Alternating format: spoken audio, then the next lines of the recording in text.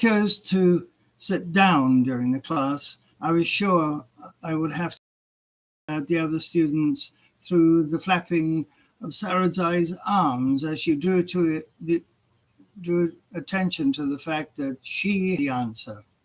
She was also determined and failed to allow other students, especially the boys, to crush her spirit. Needless to say, she was respected but not much loved by her classmates, a sort of Hermione Granger figure in real life. One weekend in February, there was a knock at my door. As with Bradley on Saturdays, students were assigned to assist teachers in cleaning or chores. There was a strict gender control in place, so it was surprising to see Sarudzai standing at my door, accompanied by an older woman whom I had not previously met. As many of the students were former combatants or had been in the camps in Mozambique or Zambia during the liberation struggle, it was not uncommon to be teaching students in their late 30s. "May I come in, sir?" asked Sarudzai. "I might get into trouble if you do that," I answered. "It's okay, sir. This is my mother. She is with me, so you will not have a problem, sir." I greeted her mother, clapping hands together and slapping hers in the traditional manner, and invited them into the living room. I placed a kettle on the stove and soon had tea and sugar ready for them. "Now, what can I do for you?" I asked. "My mother goes to Botswana and buys things. This is how she pays my school fees. We came to ask you if you could give us money." She made this latter statement sufficiently vague and hesitated long enough before adding, "She will pay you back by the end of the month." I was very aware that daughters were often excluded from secondary education because many parents saw little need for book learning when a girl would be marrying and raising a family. She needed to be at home and learning how to cook and grow the garden and look after her younger siblings as training for married life. Sarudzai was clearly intelligent and very focused, and to her credit, her mother recognized this in her daughter. "Why is your father not here asking me?" I queried. "Because he is late, sir. We live with my uncle. He does not pay school fees for us. My mother goes to buy things in Botswana so she can afford to pay for us to go to school." It was not the first time that I was made aware of the thriving black market economy that had been brought about by the strict foreign currency controls in place in the country. The Irish couple at Chindinduma delighted in exploiting the situation and had acquired their car in Francistown, Botswana, rather than deal with the exchange rates and Zimbabwean minor public officials. The journey from Shamva to Francistown by public transport is challenging, to say the least. From Madziwa, it is over 700 kilometers, with transfers in Harare and Bulawayo. The buses never leave unless they are completely full. Their drivers imagine themselves to be driving the latest muscle car. They rarely stop, and when they do, mostly it is to drop off passengers rather than to pick them up. Unfailingly, every term, Sarudzai's mother would make this pilgrimage. From the proceeds, she paid the school fees for her two daughters. Sarudzai was the elder, and instilled in her was the same relentless drive. She would obtain an education and then a job as soon as she left school. There would be no peasant farmer's wife existence for her.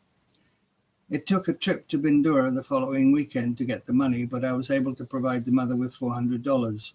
She set out on her trip, and a couple of weeks later, it was returned to me, and the matter of fees was dealt with for the present term. It wasn't a regular occurrence, as in every term, but it did happen over time. However, Sarudzai was to become a fixture in years to come.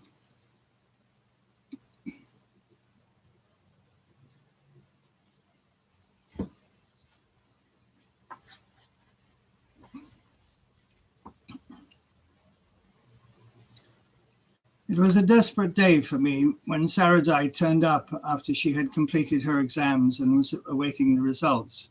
She looked distraught and hopeless, something I had never expected from this hard-working girl warrior. I have been forced to get married.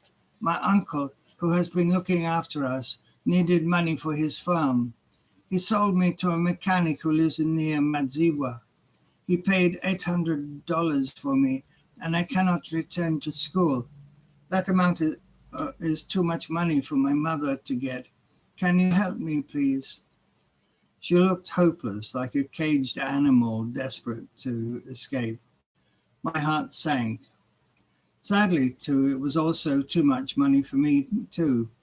After a series of unfortunate experiences with the 1964 VW Beetle that had drained both my accessible financial resources and my faith in missionaries, I was left to survive on my teacher's salary. There was no way that I could bail her out.